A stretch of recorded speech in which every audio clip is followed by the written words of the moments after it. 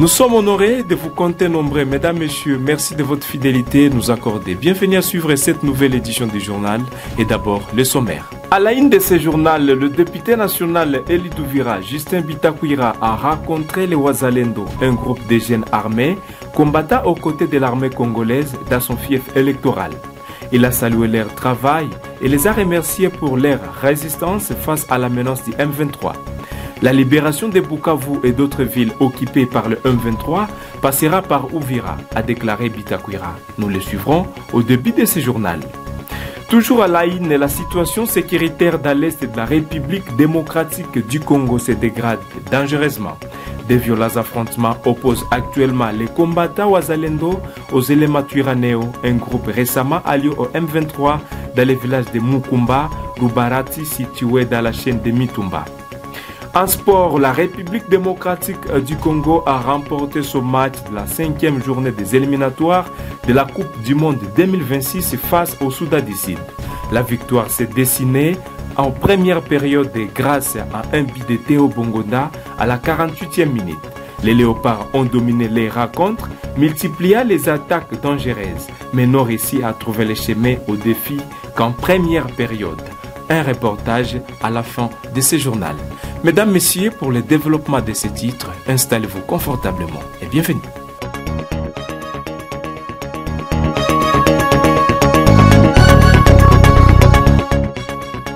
Ouvrons ce journal par cette nouvelle. De milliers de personnes se sont rassemblées ce samedi à Butembo pour rendre hommage à l'artiste engagé Delcat Idengo, décédé récemment.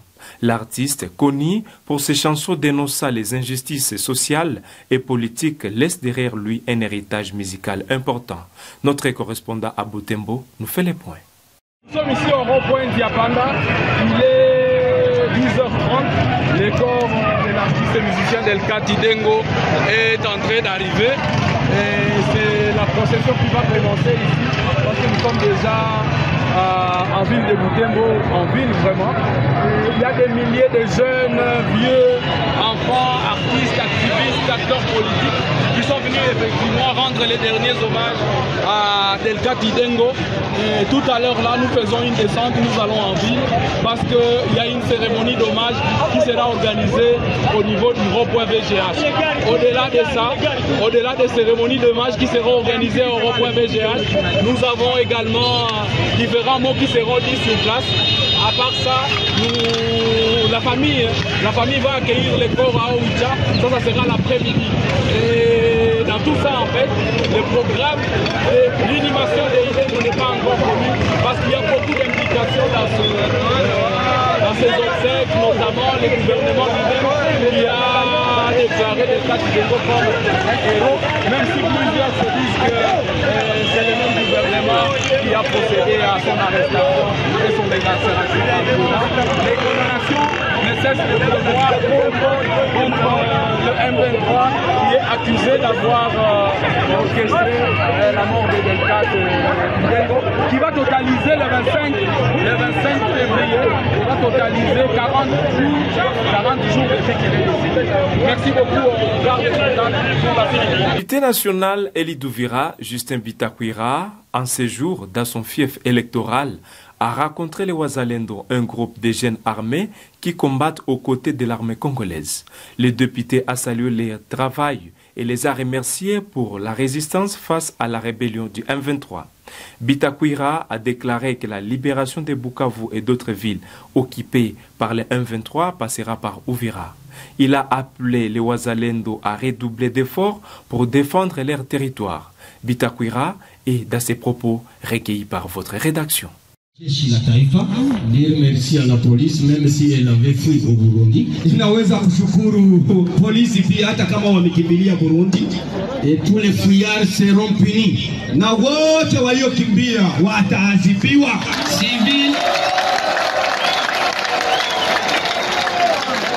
Civil comme militaire.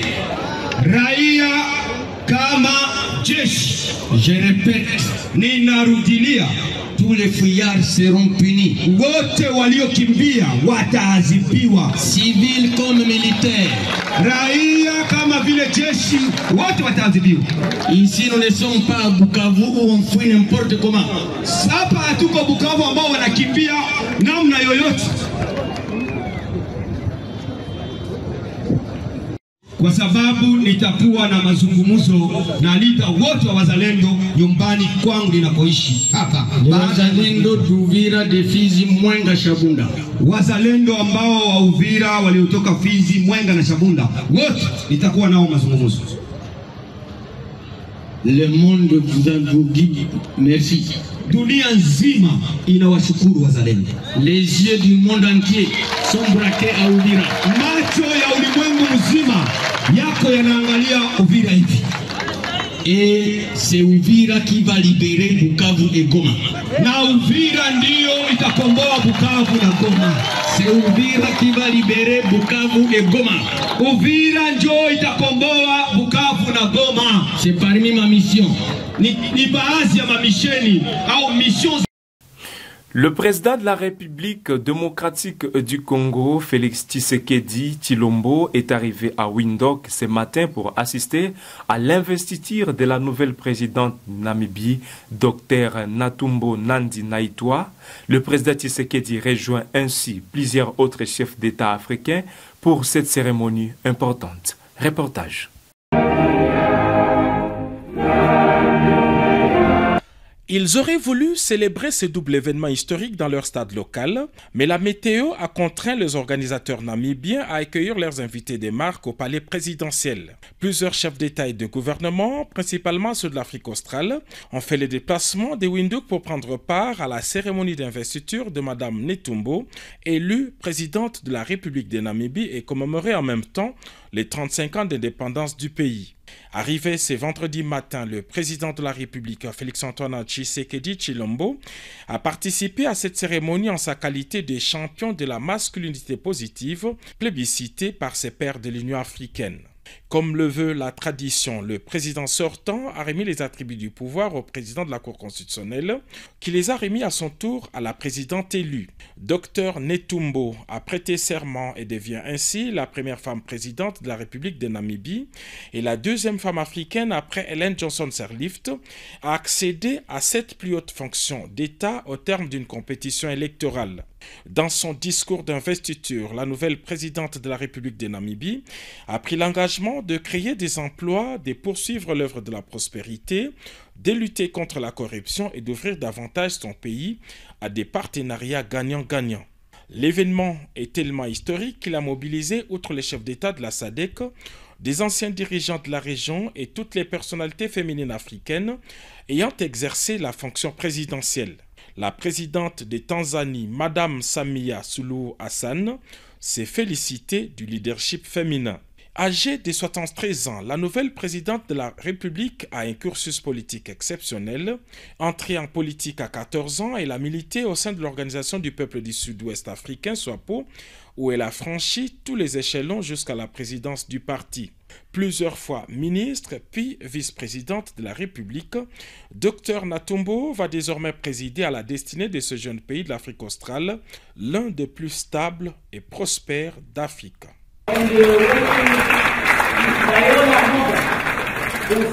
Alors que le président Félix Tshisekedi de la RDC et Paul Kagame du Rwanda se rencontrent à Doha pour tenter de désamorcer la crise dans l'Est de la République démocratique du Congo, les leaders de l'Alliance Fleuve Congo AFC, Corneille Nangaa, a affirmé que cette rencontre ne concernait pas son mouvement.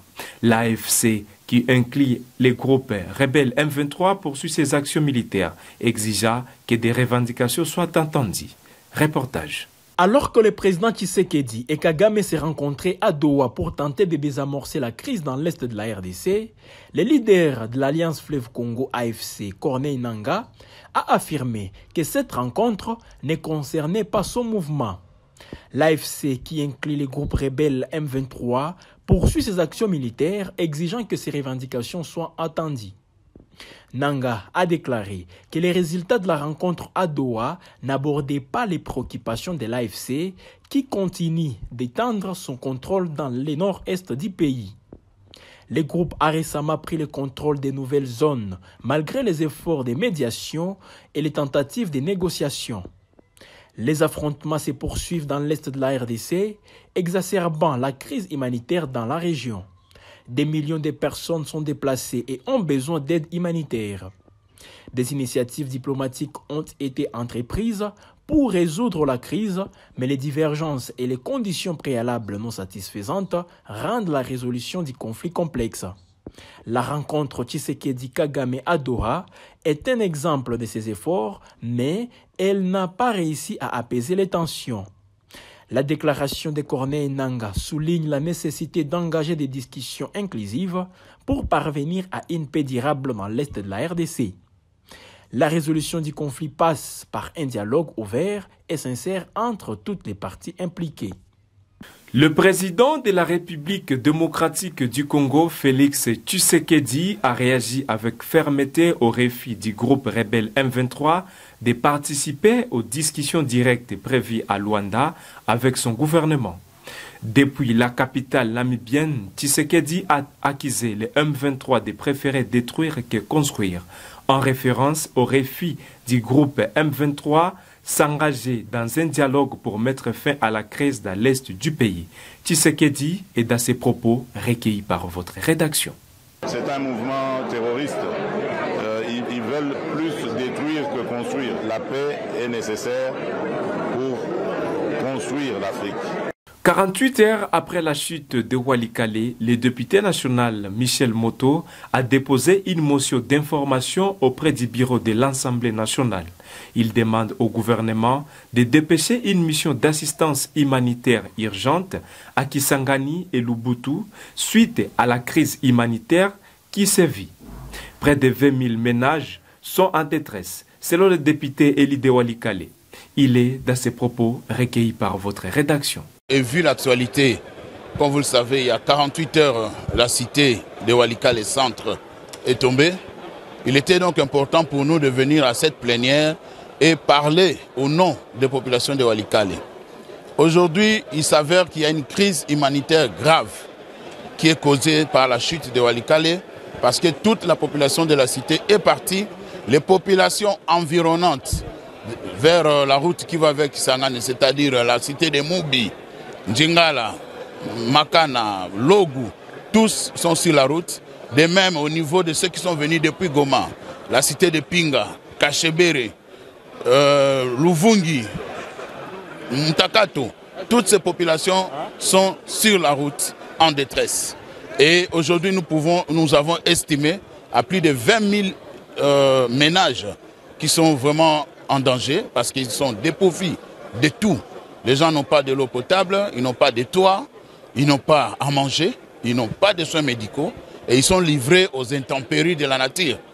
Et à côté de ça, bien sûr, il y a l'insécurité. Nous avons des enfants qui ont été séparés de leurs parents et c'est pourquoi nous avons introduit aujourd'hui même une motion d'information. Une motion d'information au bureau de l'Assemblée nationale afin qu'on demande au gouvernement de la République de diligenter d'urgence une mission d'assistance humanitaire au niveau de Kisangani. Cette mission pourrait débarquer dans les 48 heures et ainsi apporter secours aux populations en détresse. Nous espérons que cette demande sera rencontrée.